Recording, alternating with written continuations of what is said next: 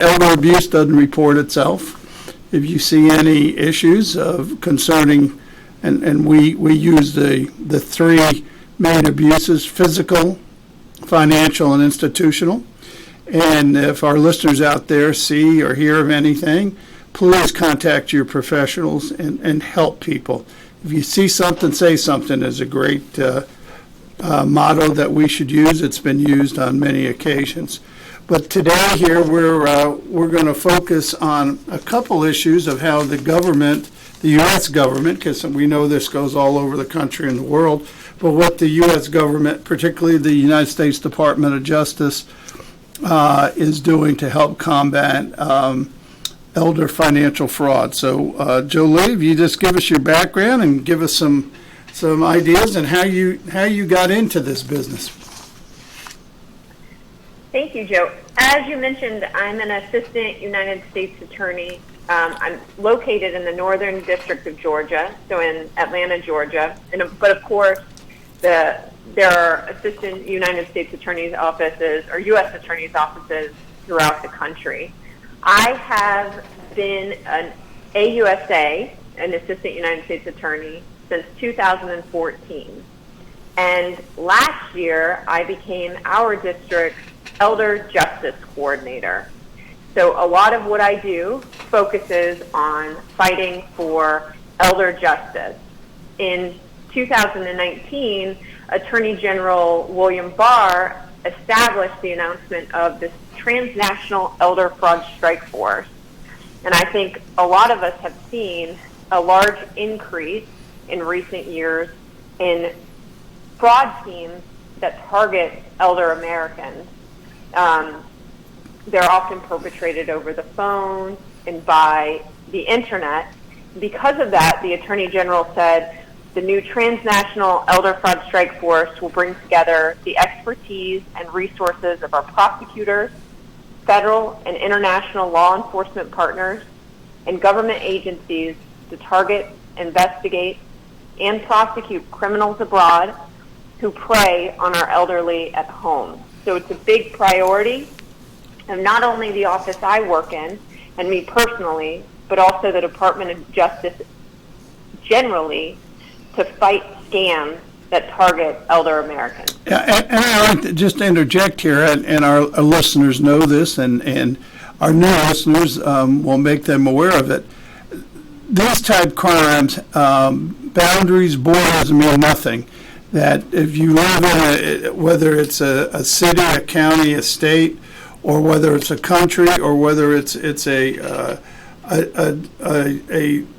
general area like like things taking place in Europe or taking place in Asia, or Africa. This is all interconnected. So when Joey talks about multinational, you'll see some examples of how this is, and in reality, it is the federal government that can address this. Local police, local county officers, sheriffs, police, and even state authorities have to rely on our federal government to do this. So it has become a big partnership. So I'll let you continue, but I think our listeners need to know that. You're exactly right, Joe. A lot of these scams that target elder Americans, they can originate from within the United States. For instance, we've had scammers who have actually been in prison and used cell phones from prison to call U.S. residents and trick them into providing money. But most of these scams originate abroad. Some of the big hot spots are India, West Africa, and the Caribbean. But they can originate from anywhere because of the internet, because of phones, and even through the mail. These sorts of means of communication allow people to remotely access their victims. Right. I just want to touch base on that for our listeners to realize that no, you're not allowed to have cell phones in prison. So that just shows you how these things are either coming in illegally or somebody sneaks them into the prisoners. So it's not that anybody government condones this. If they find it, they stop it. But I think we got to remember that people will go to all ends because it's all about greed and making money.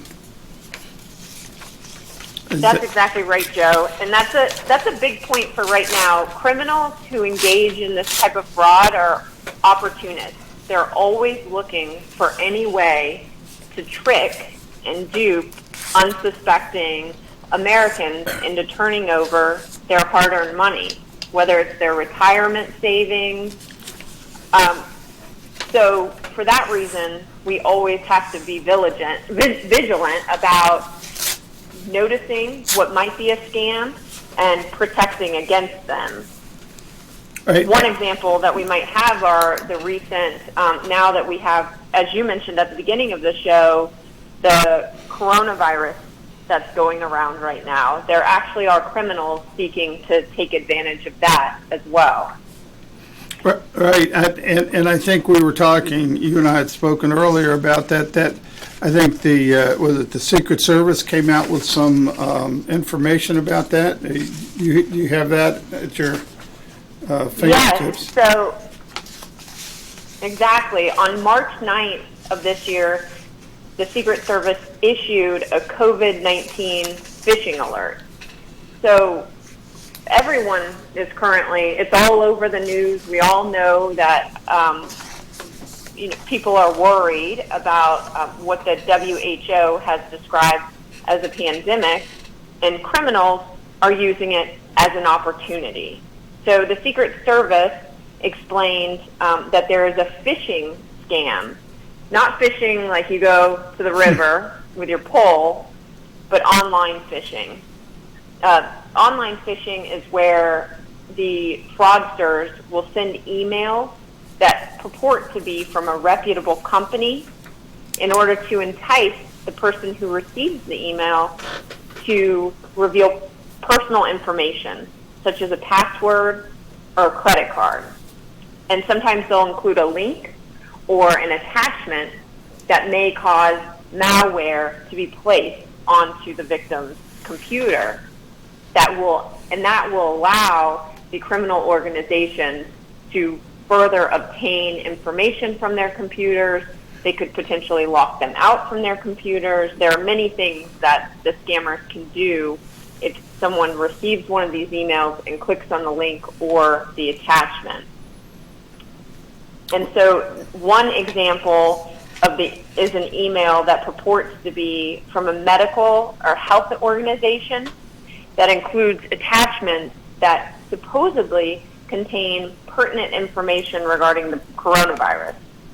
That's led unsuspecting victims to open the attachment. That caused the malware to infect their system. And then the criminal organizations can steal their money, take their personal information, or take over their accounts. Another scam related to the coronavirus is where the criminal enterprises pretend to be companies selling in-demand medical supplies that can often be hard to obtain right now, and medical supplies that could be used to protect against the coronavirus. They then require upfront payments for the product, and they never deliver anything. Well, I think we have to remind our listeners that computers and the internet give people courage. They can be whoever they want to be, and that we advise do not open any attachments if you don't know or you didn't request the information. That it's like opening a door and letting a whole bunch of people in that you don't know. And so if you don't know them, don't open it. If you didn't initiate the internet conversation from a reputable number or email, don't just go ahead and open things, because, boy, I'd like to see what they're saying. That's how they get inside your house, in this case inside your computer, and electronically can handle that. So with that, we're going to take a break on this first segment, and we'll be back with Assistant Attorney, U.S. Attorney Jolie Porter after our first break. Want to give your family or loved one the perfect gift? Then go online and check out the TornadoBodyDryer.com. I love mine and the warm heat air massage it gives me after my shower. The Tornado Body Dryer is super. You'll love it, and you'll love having one in your shower.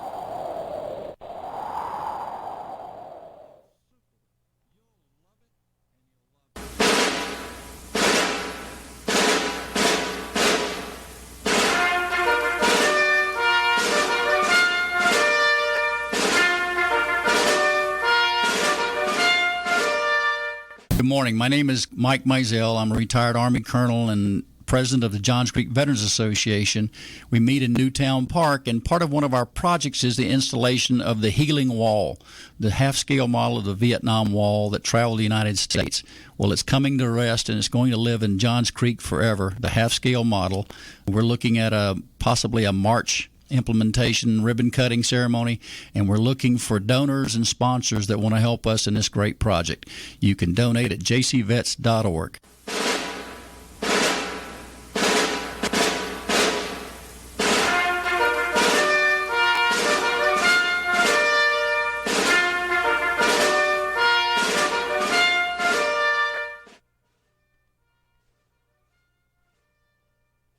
The disease of addiction is a life-altering challenge, not just for the person suffering its effects, but also for the family and friends who support and love the one caught in its grasp. What should be the course of treatment?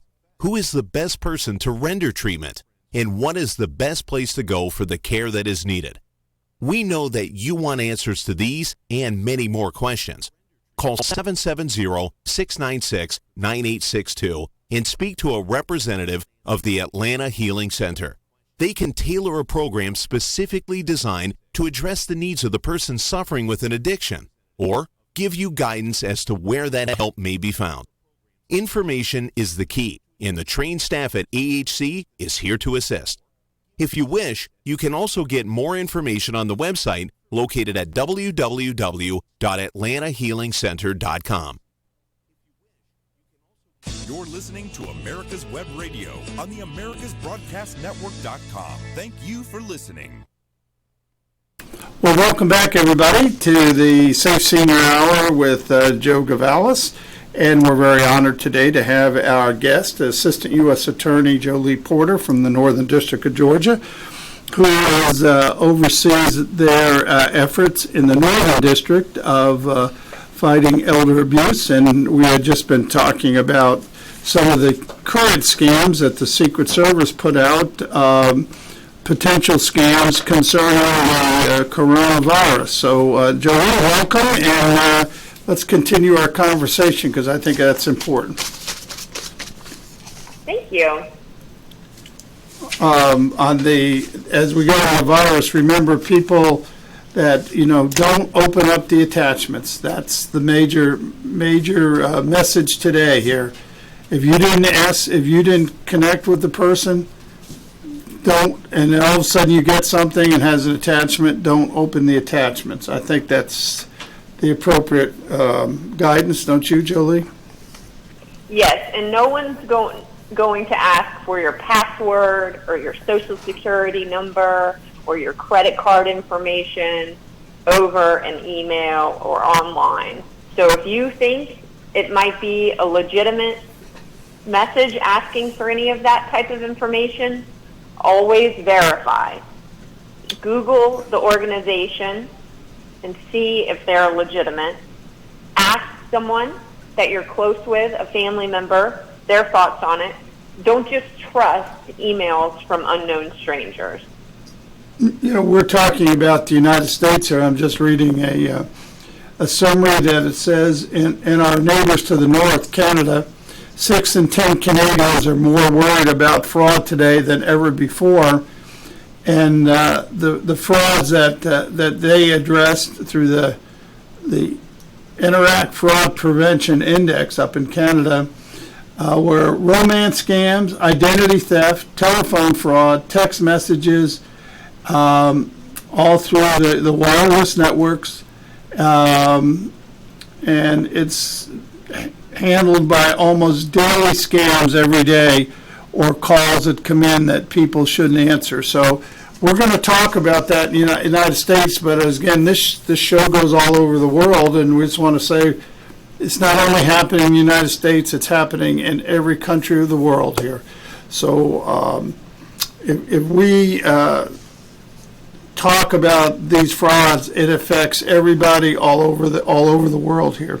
So Jolie, I think that we've got the people aware of what not to open on the coronavirus potential scams right now, and we will keep you all, as this goes on and on, we'll keep you all aware of what the frauds are out there that they should look at, because the fraud today will be history, because they'll develop new ones, and I think that's pretty much, or a new twist to old frauds. So I think that's what we should be concerned about.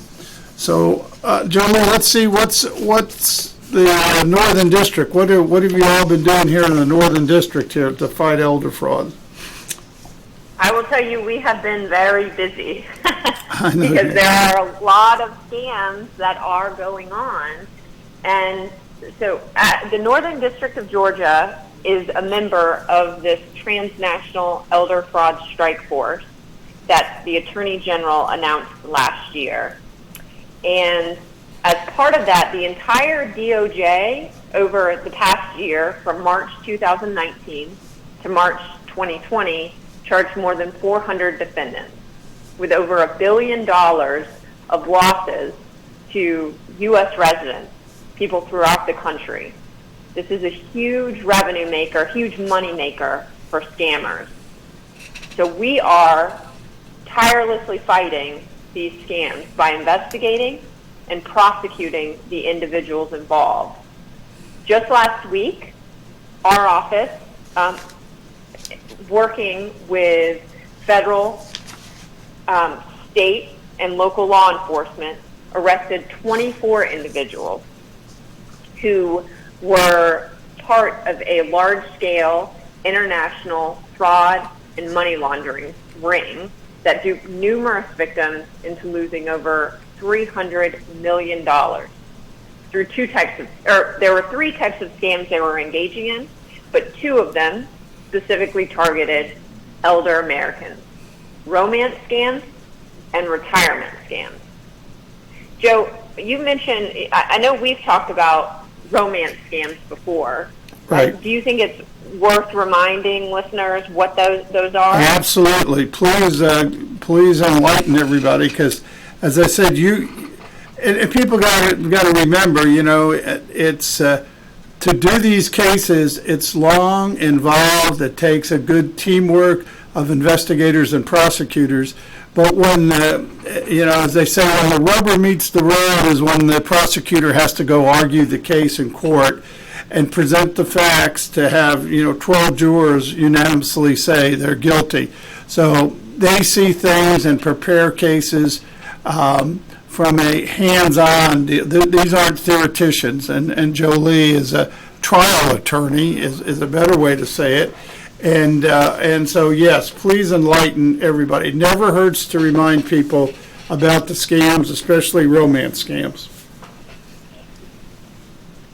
One reason we like to constantly remind people about what the scams are is because the community is actually our first line of defense against these scams.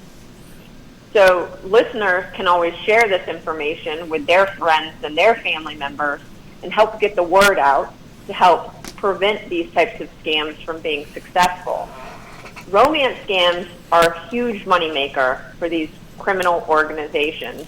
They exploit people's desire for kinship, for love, in order to get them to send them money. So what the scammers will do is they will go online dating websites and they will create fake personas. They'll use pictures that are not theirs. They'll use words that are not their own. They'll describe themselves as a fictitious person. But the person engaging with them, the victim, believes that they're falling in love, believes that they have a relationship.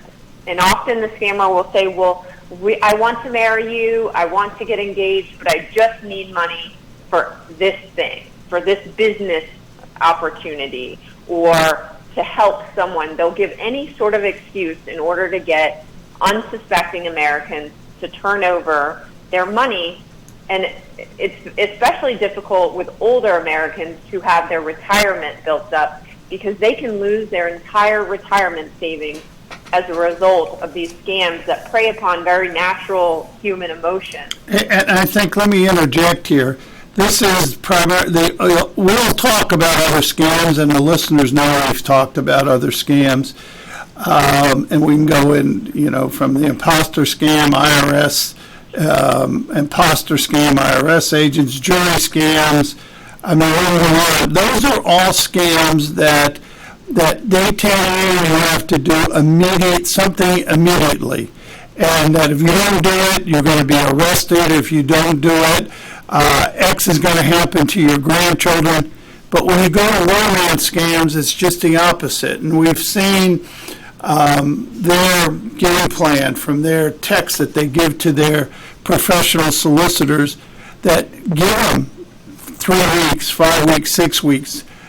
Get to know the people. Get to have the people trust you. Isn't this a good description of what happens? That's exactly right. In another case that our office prosecuted, a Virginia woman had a sizable trust that she was to use for retirement in part, and the person that she met online told her and convinced her that they had fallen in love. He said he wanted to start a life with her. He said he was excited to live with her, but he first had to resolve an investment opportunity. So it's actually it's a very different type of scam than the IRS scam or the other scams that threaten individuals with harm. This one preys upon our very normal human emotion for a desire for human connection. And it usually starts off with looking at their game plans, and it starts off with just letting the victims know that you have a need for money, whether it's you got to pay your electric bill, or you got to pay this small amount off. That just don't come out and talk to the person on the internet and say, I need you to pay me $500. Boy, if I could come up with $500. And then because of this relationship that's been going on, and we know this from victims, they go, well, I'll be glad to help you. We've got this relationship. We're the perfect couple.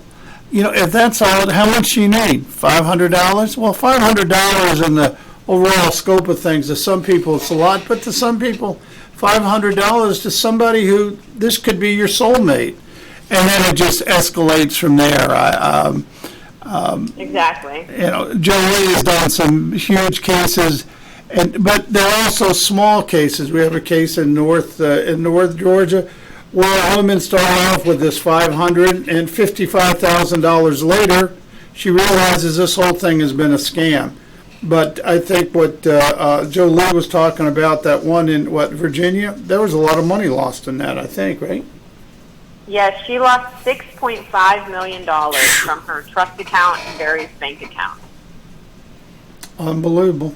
Oh, and the other point is, and we stress this, and see whether you concur, the victims of these romance scams are equally male and female.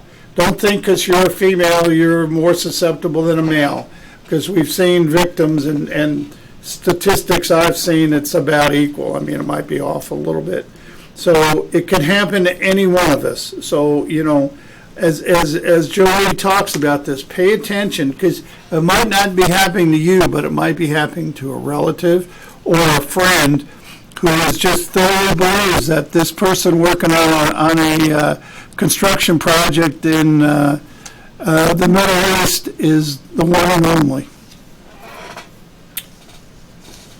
Exactly. The second type of scam that group of scammers who were doing the romance scam was actually a retirement account scam. And that one, they would trick the third-party administrators who manage retirement accounts into authorizing money distributions to them when they would pose as the true account holder. Interesting. And so we should all pay close attention to our retirement accounts, make sure money's not coming out of there in ways that we haven't authorized. And so that these people would pose as, John Smith and say, okay, I need to have so much money sent to so-and-so. Is that how it went? Or what? Or do they say they were a vendor and needed money? If you could clarify that for our listeners. So the companies that manage the retirement accounts Right. Would be tricked by the fraudsters into giving them disbursements of the retirement funds because the fraudster would pretend to be a retiree who was owed a disbursement. Okay, so they assumed an identity theft basically, and assumed the identity. Wow, that's a scam that I'm glad you're stopping that. I mean, I think it's such a significant amount for the seniors, our retirement plans, and that you think that the professional handling it would be able to discern, who is real and who isn't. But these professional con artists are good. I mean, they're very good. That's exactly right. So that was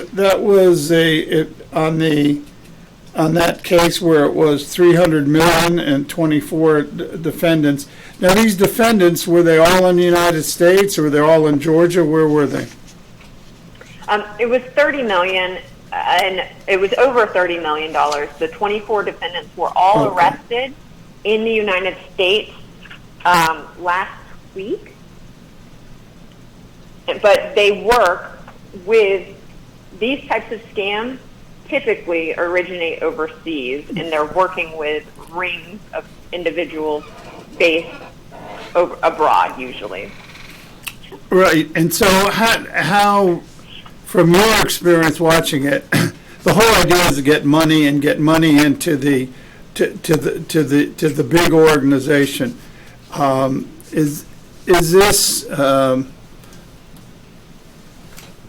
We're talking about the flow of money. Do you have any thoughts how this takes place? It all ends up at some hands.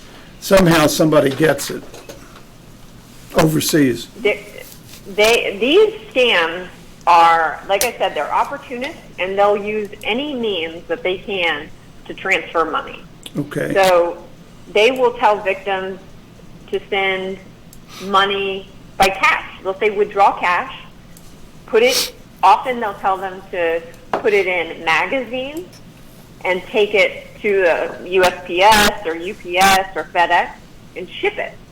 They say to put it in magazines or other household items in order to obscure the fact that the victim is mailing cash.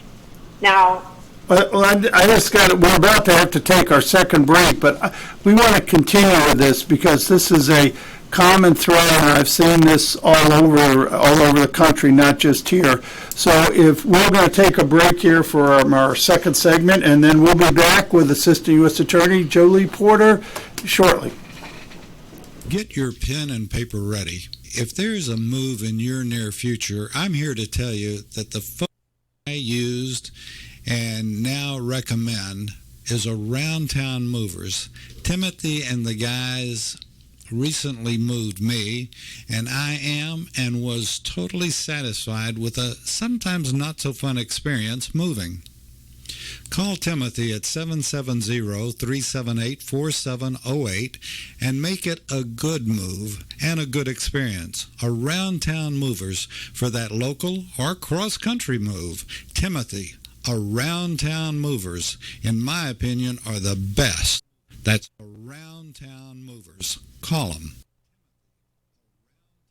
The Docs for Patient Care Foundation is your way to join the fight and become a member of an organization created by doctors for patients dedicated to fighting for your healthcare freedom and preserving the doctor-patient relationship. Get a pen and paper. Write down www.docsforpatientcarefoundation.org. That's www.docsforpatientcarefoundation.org. Go to our site and please make a generous tax-deductible donation and join the fight today. Thank you. Hi, I'm Dr. Mike Karuchak.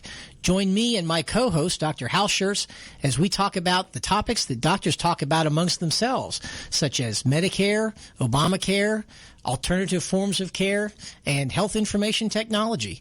Join us every Thursday morning, 8 to 9 a.m.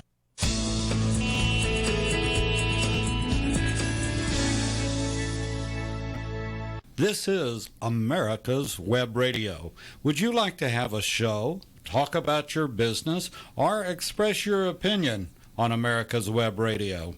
Just email gm@americaswebradio.com and we'll get back to you. Thank you.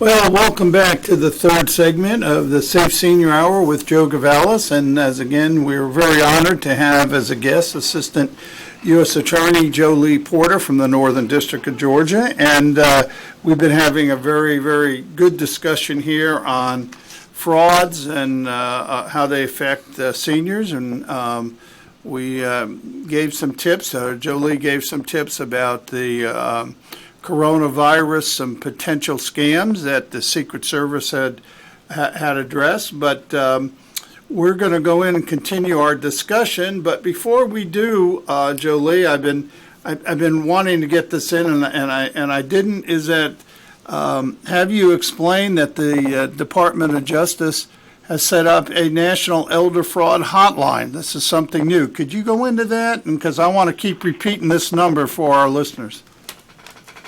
Yes. Earlier this month, Attorney General Barr announced the launch of a national elder fraud hotline. This hotline provides services to seniors who may be victims of financial fraud. So if you or someone you love or know you believe is a victim of financial fraud, tell them to call 833-FRAUD-11. That's 833-372-8311. This hotline is staffed by experienced case managers who can provide personalized support to the callers, and they will help the individuals calling determine where to report, and they will actually refer the cases to the appropriate law enforcement entity. They will usually file a complaint form with the FBI, Internet Crime Complaint Center, if that's appropriate, or the FTC on behalf of the caller if that's appropriate. And I'll also remind callers, if you are the victim of financial fraud, you should also let your local law enforcement know. That's so important. This national hotline is great. And, you know, as we say, if you have an issue, call a professional. And here we're giving you, the federal government's giving you a hotline to call. 833-372-8311, and we'll keep repeating it because this just came about in the last month, hasn't it? It's fairly. Yeah, it was just announced in March. This is great. So we were back talking about the romance scams, which you have prosecuted cases on, and so has the Northern District of Georgia. And there are many components to the scam, but we were talking about, obviously, you have the victim, which is the senior, male or female, and then you have the perpetrator who's doing the connecting, whether it's on the internet or on a phone. But then there are other people part of the organization. So people might see this, and you were talking about how money got moved. Could you just touch base on that so people can be aware if they hear a friend say, I had to go to a bank and I had to do this? Yes. So one way, as we were discussing before the break, is the perpetrators will ask the victim to take out cash and mail it. Just a good rule of thumb, just don't mail cash, and you can avoid that sort of situation. But they don't limit themselves to cash. Like I said, they're opportunists. They'll do anything to get as much money from victims as they can, and they want to hide that money. So sometimes they'll ask victims to buy prepaid cards, prepaid gift cards for any sort of company, Apple Pay cards, Target gift cards, Walmart gift cards, any sort of gift card. Green Dot Someone cards, asks you, iTunes Green Dot cards, iTunes cards, right? Exactly. If someone you don't know asks you to make a payment in the form of some sort of prepaid or gift card, don't do it. It's not a legitimate request. For instance, a lot of IRS scam calls, they ask you to buy a certain type of gift card to pay for it. And Social Security scam calls, they'll ask you to buy a gift card to pay fees. Those are not legitimate. The Social Security, no government entity is ever going to ask you to buy a gift card to pay for a fee or a fine or a tax. And that goes not just federal government, it's any government. State government, county government, city government. They're gonna want cash, or they're gonna want a payment that can be verified, not an iTunes card or a Green Dot card or one of these cards. And that should be a giant red flag to anybody who is about to be conned or be caught up in a fraud. Is once they ask for payments by a card or taking cash and withdrawing it, these are red flags. And I think everybody, you need to tell your friends and help educate your friends and relatives on this. Exactly. But they don't stop there. It's not Right. just cash. It's not just the gift cards and the prepaid cards. They also ask victims to send wire transfers through MoneyGram, Western Union, RIA Financial, any sort of money wire transfer. The government, law enforcement are not going to ask you to pay fines, fees, or taxes through those means. We have a matter that's going on right now here in North Georgia where this is dealing with the software scams, and a woman who was an official in banks said she got caught up in it, and they asked her to wire money, one out of Georgia to Florida, which, okay, there might be some people that you'd question a company, that's where they're doing business. But she was asked to wire $40,000 to the Bank of Hong Kong, which, as she looks back now, should have been a giant red flag. She didn't do business with anybody in Hong Kong. Why did that take place? So these are things that we're just telling you all this, our listeners, so you can be aware. If you hear of your friends or relatives getting caught up in something like this, this is the thing to call the National Elder Fraud Hotline, or call your local law enforcement and advise them of something doesn't sound right. Is that, let's say that we were talking about romance scams and the idea how they move the money through unwitting people to be like money mules. Can you talk about that? So often individuals who become victims, once the scammers have them on the hook, they then will use them to help perpetrate the fraud. That's why we have to be extra vigilant. If you have a family member that you think might be a victim of a romance scam, also consider whether they might be helping perpetuate the fraud. And I'll just give a general example for how that might happen. They might, a victim might believe that, they're in love with their boyfriend through an online dating site. They're sending them money per their request with the belief that they're going to meet in person in the future and get married. That criminal enterprise, once they know that they have that victim on the hook and they're connected and they're sort of bought in and willing to do what their online boyfriend or girlfriend is suggesting, they might ask them to open up bank accounts or to receive cash to their home. And then they will ask them to forward it on. So they'll then use those victims as a way to launder the money. Well, I think also what I've seen, and see whether you concur, these fraudsters are out to get, obviously, it's all about greed, all about making money. And they don't care one iota about their victims, other than they've got to keep, feeding the perpetrators money. But once the victim kind of realizes that, wait a minute, he doesn't really love me, I don't know anything about him or her, and they decide to stop,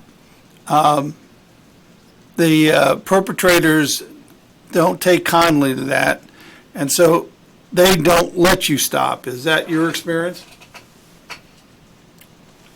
Well, they are persistent. Right. And so they will, that is a common characteristic of these criminal organizations, is the individuals who are defrauding are persistent and will pressure and will push and get you to do what they want, whether it's through pretending that they're in love with you or pressuring you. That's exactly right.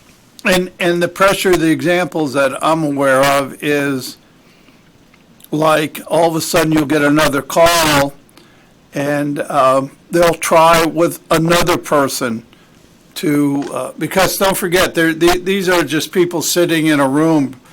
They're professionals, like, a boiler room with series of telephones. They're not individuals out there at their home just looking for romance. These are professionals. So if you all of a sudden think that these people are bad, they'll let somebody else, they'll give you your number and let them call you or your email account and have them email it. And then if that doesn't work, we've known that you'll get a call or an email, and in one instance it was from the Federal Bureau of Detectives. Well, of course, there is no such thing. But and their statement was to this victim that we're going out and we're investigating this scam that was perpetrated on you, and we need you to help us by putting some upfront money here to find out who these people really are.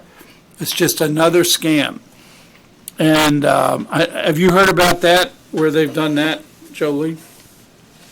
Yeah. They'll really use any sort of means possible. And then the worst thing is they will then go and threaten you that they will advise your loved ones, your relatives, your neighbors of what you've been involved in. And so that's really important that you do not take any actions that would give them anything to do to come after, to make you believe that you've done something wrong or threaten you. And we'll go into that in a little more detail. We're about to take our break from our third segment, and then we'll be back with Assistant U.S. Attorney Jolie Porter in just a few minutes. The Docs for Patient Care Foundation is your way to join the fight and become a member of an organization created by doctors for patients, dedicated to fighting for your healthcare freedom and preserving the doctor-patient relationship. Get a pen and paper. Write down www.docsforpatientcarefoundation.org. That's www.docsforpatientcarefoundation.org. Go to our site and please make a generous tax-deductible donation and join the fight today. Thank you.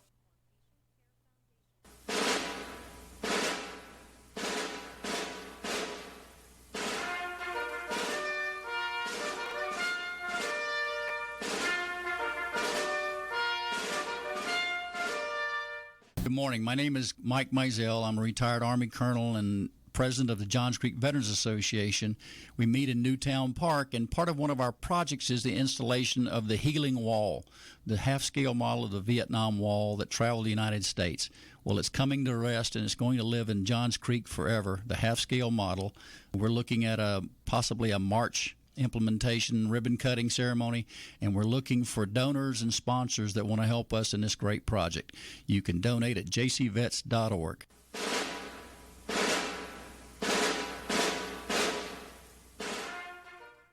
If your health insurance premium is more than your mortgage, Ellen Deal with Ideal Solutions is here to help. Whether you're a small business owner, individual family, or baby boomer, email maga45cag@gmail.com and I'll respond with 3 easy questions to help you determine if you can get away from Obamacare. As a 20-year veteran of the insurance industry, I'm here to help with all your insurance needs. Email Ellen Deal at maga45cag@gmail.com.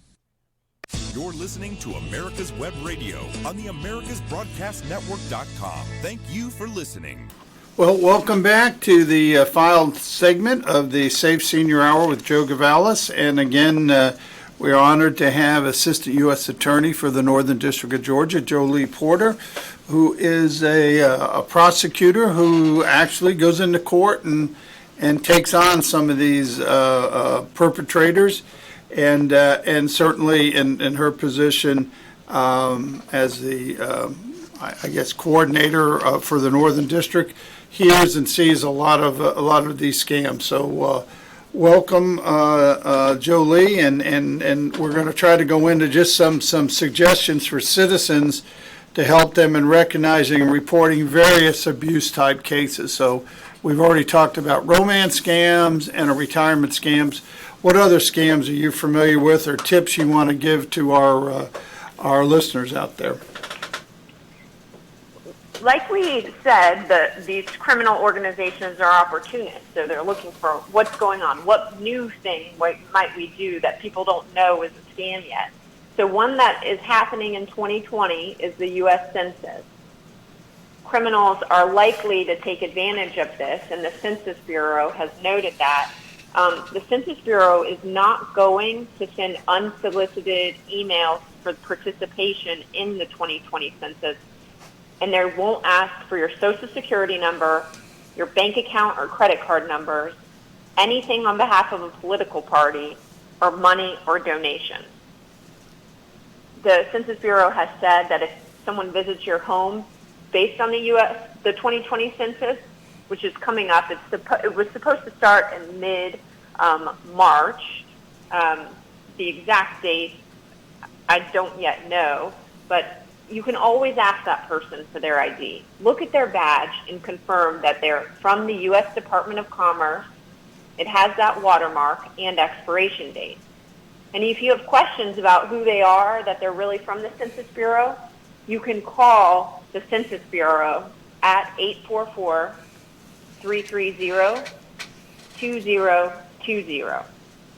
And that's just like I've said, anytime someone's contacting you, you don't know, just take a minute and verify who they are. You can call whatever organization they purport to be from. And in this instance, if someone's purporting to be from the Census Bureau, just double check and make sure it's who they are. It is absolutely great advice. We see this in other type scams, and for the people who are seniors living alone, or their loved ones are living with as aren't there, and you're all alone in the house, please never let anybody you don't know into your home.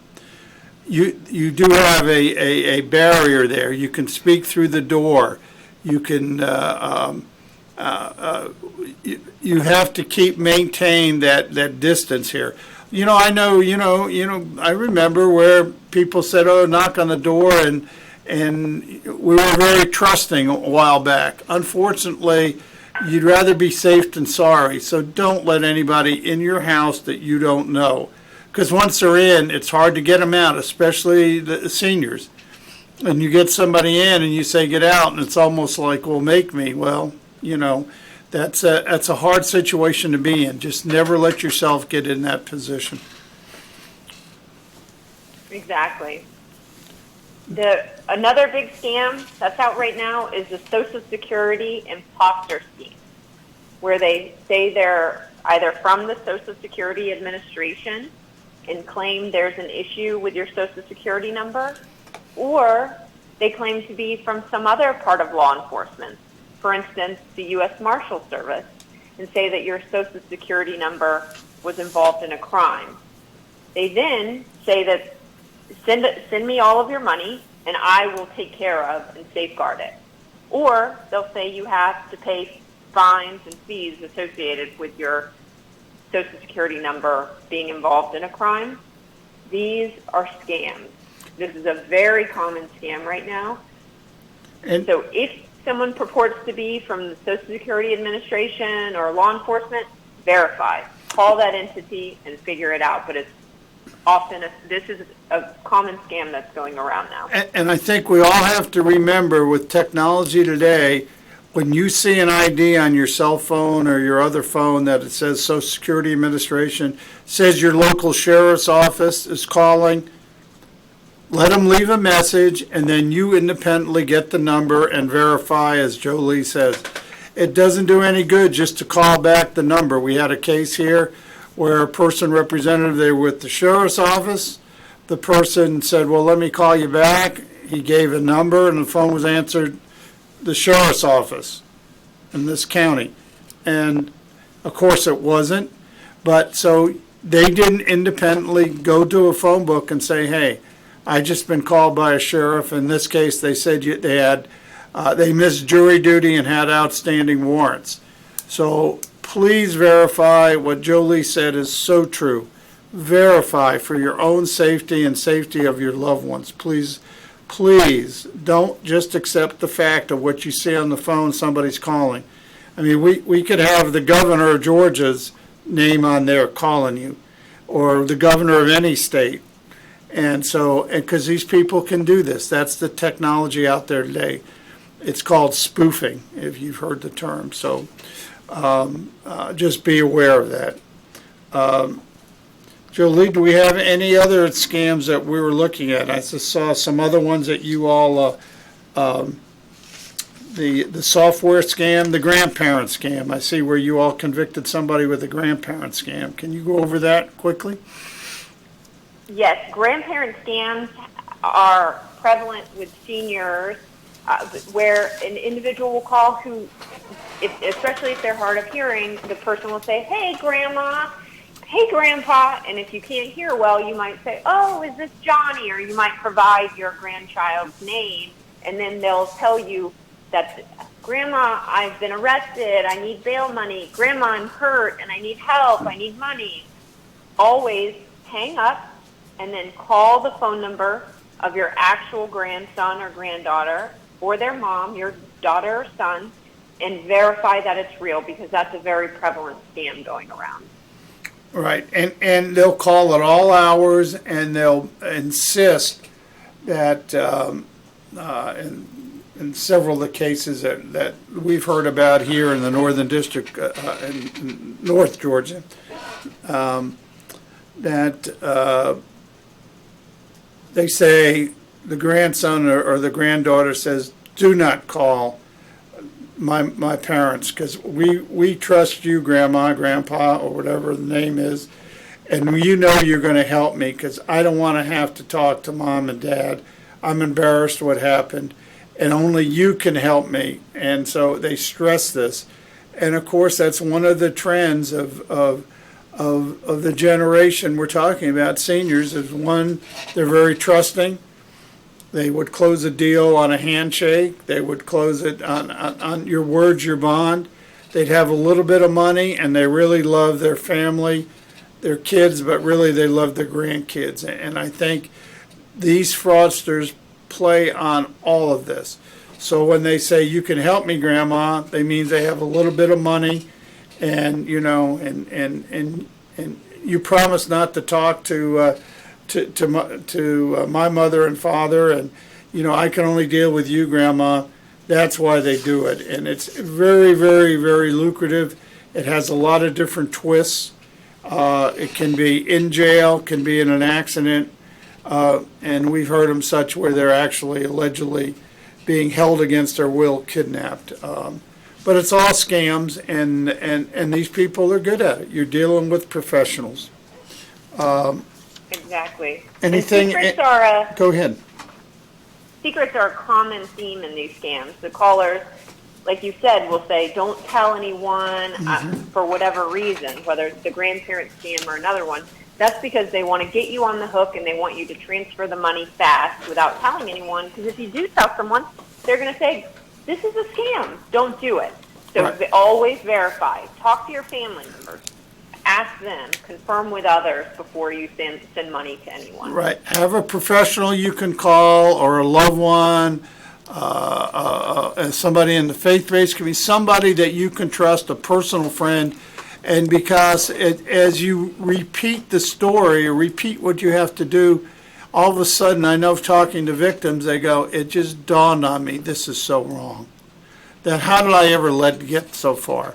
Sometimes on these immediate scams where we're going to come out and arrest you, or we have situations at a smaller level, but it's just as significant, where people represent they're from a power company or from a water company, the water department, and we're coming out, or the gas department, we're going to turn off your power. We're going to turn off your water.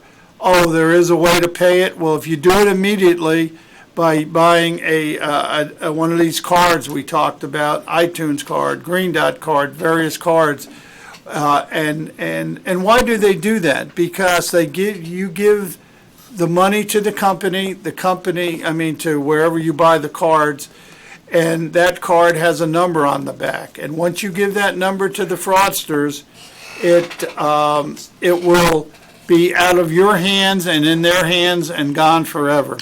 But we're about to just close down here for the day here, and on this show, end our segment. But Jolie, you want to repeat that hotline number before we let you go? Yes.